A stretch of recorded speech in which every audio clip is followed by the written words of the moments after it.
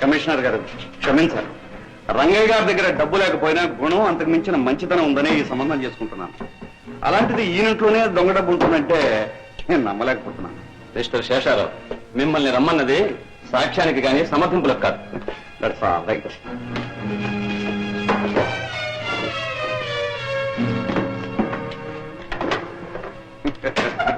నేను చెప్పలేదండి, అంతా మీ అనుమానమే. అంతా వెతికామా, ఇంకేముంది వెతకడానికి? విడిచేసిన బట్టలు తప్ప.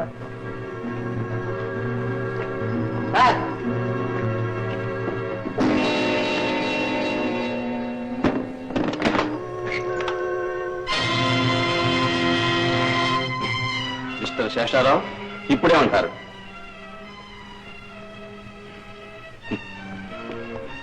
Inspector, get the box.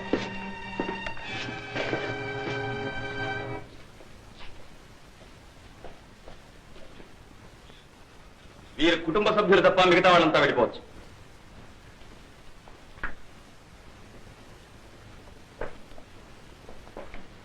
Inspector,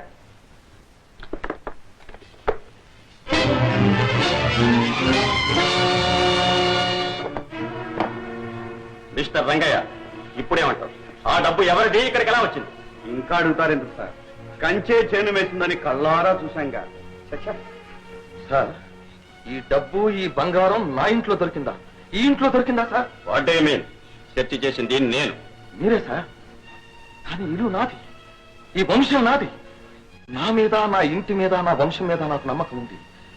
మీకు నమ్మకం ఉండాలని కాదు, కానీ మిస్టర్ రంగయ్య, అంతా ఇక్కడ చెప్పి ప్రయోజనం లేదు. నిజమే సార్, చెప్పాల్సింది ఇక్కడ కాదు, చెప్పి ప్రయోజనం లేదు. నిరపరాధనం రుజువు అయ్యే వరకు నేను అపరాధిని. అపరాధి చెప్పే నిజం కూడా అబద్ధం.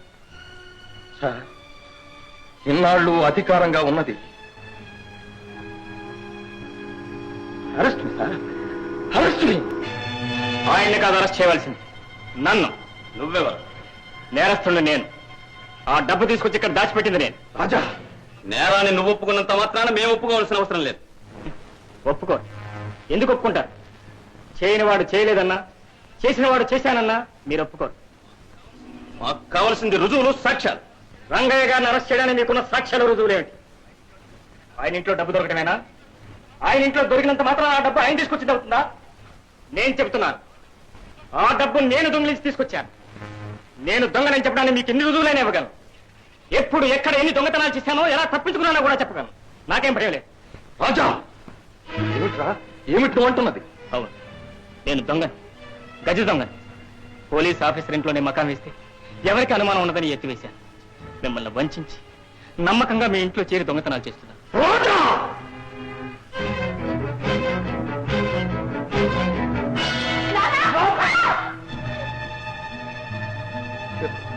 నిజం చెప్పు, నువ్వు చెప్పిందంతా నిజమేనా?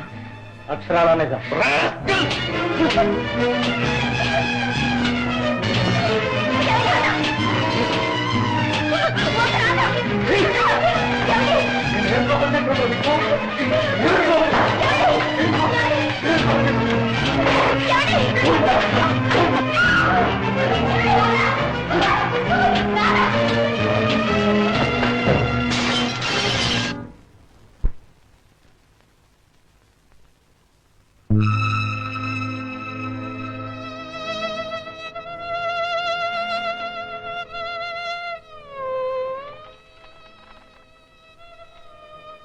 చూడరా, చూడు నా హృదయం ఎలా సతరైందో చూడు.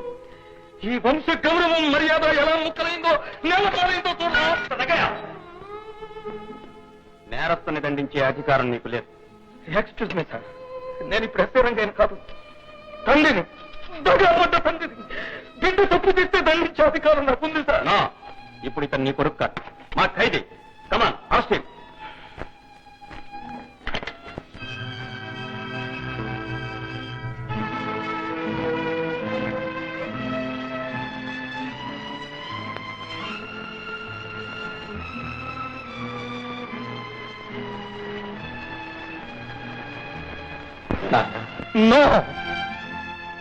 నా కొడుకు 20 ఏళ్ల క్రితమే చచ్చిపోయాడు. నాలో నాన్న ఈనాడు చచ్చిపోయాడు.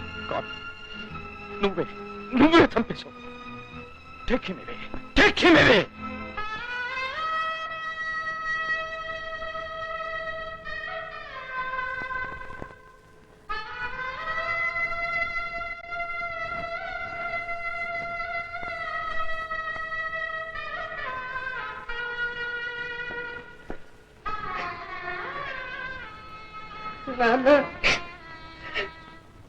అమ్మా రాధా, అయిపోయిందమ్మా, అయిపోయింది. నిప్పు లాంటి వంశం నేల పాలైపోయిందమ్మా. ఈ పెళ్లి చూపులంతా ఒక నాటకం. మనందరం మోసపోయాం. మా నాన్న నిజ స్వరూపం నాకు ఈ రోజే తెలిసింది. మీ ఇంట్లో ఆ డబ్బు బంగారం ఆయనే పెట్టించి మిమ్మల్ని అరెస్ట్ చేయించాలని చూశాడు.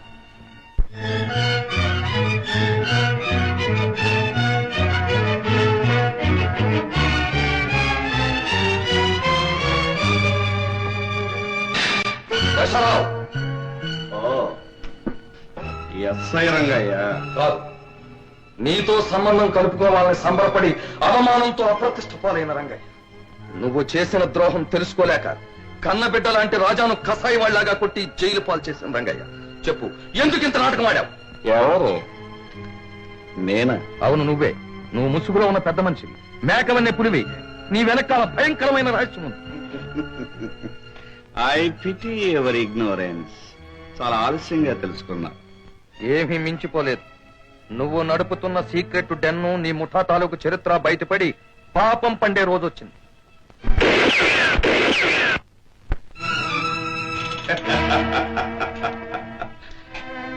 పాపం మన ఇన్స్పెక్టర్ గారు మన హెడ్ ఆఫీస్ చూడాలని కుతూహల పడుతున్నారు. తీసుకెళ్లి తెలివిరాగానే చూపించు.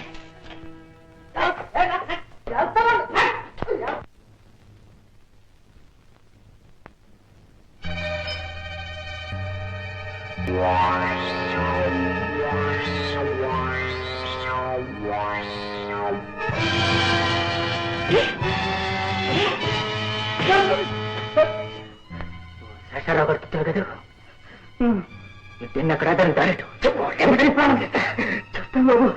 మరి well done Chandraiah, well done.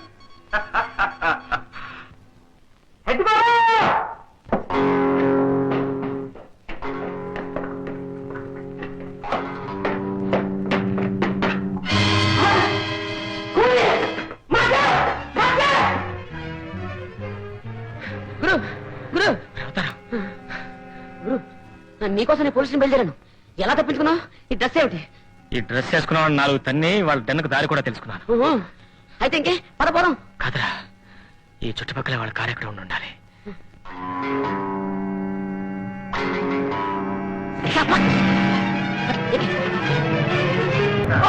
రాజా జైలు నుంచి తప్పించుకున్నాడు. ఏమిటి తప్పించుకున్నాడు? అవును బాస్, మన కారులోనే మన దగ్గరికే వస్తున్నాడు. అలా జరగడానికి వీలేదు.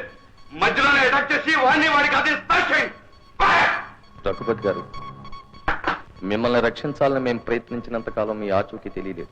తెలిసిన ఈ క్షణంలో మిమ్మల్ని రక్షించే స్థితిలో లేదు. I'm very sorry. బంధించబడ్డందుకు నాకేం బాధ లేదు. ఉన్న బాధల్లా ఏ తోడు లేని మా అమ్మాయి ఎలా ఉందా అని. ఎవరు? మాధవ? అవును, మీకు తెలుసా? తెలుసు. పరిస్థితులు ఇలా మారకపోతే ఈ పాటికి నాకు కోడలయ్యి ఉండేది. మగ వేషంలో మీకోసం తిరుగుతూ, మగాడి కంటే ధైర్యంగా బ్రతుకుతూ ఆ రాజాకు పరిచయం అయింది. ఇప్పుడు దొరికావు రఘుపతి. నీ కూతురు కూడా ఈ ఊళ్ళోనే ఉందన్నమాట. ఓకే.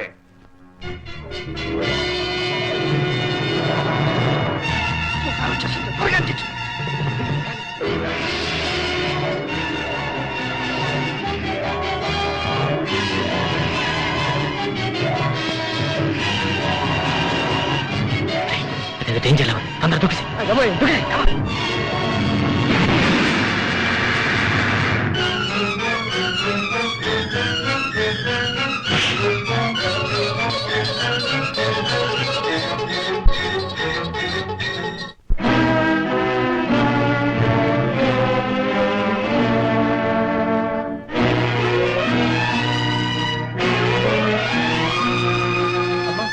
మాధవి, నాన్న, మాధవి, నాన్న,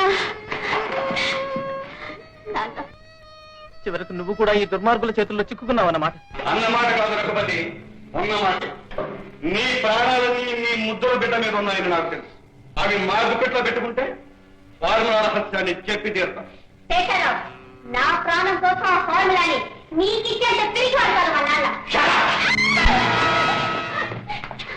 రఘుపతి ఆఖరిసారిగా చెప్తున్నాను, నీ కూతురు నీకు దక్కాలి అంటే మర్యాదగా ఫార్ములా చెప్పు.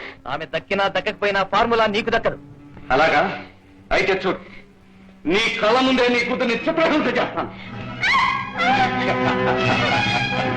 ఇప్పటికైనా చెప్తావా లేదా? వద్దు నాన్న, చెప్పొద్దు. చెప్పొద్దు? వాడు చెప్తాడా, వాడు తల జైలు చెప్తుందా? మాత్రం దొరికాడు. ఆ రాజు తప్పించుకు పారిపోయాడు. అసలు వాడిని వదిలేసి చౌడం తీసుకొచ్చా. ఆల్ రైట్, వాడి సంగతి నేను చూస్తాను. వీళ్ళిద్దరిని కూడా ఎక్కడ కట్టిపోయాను.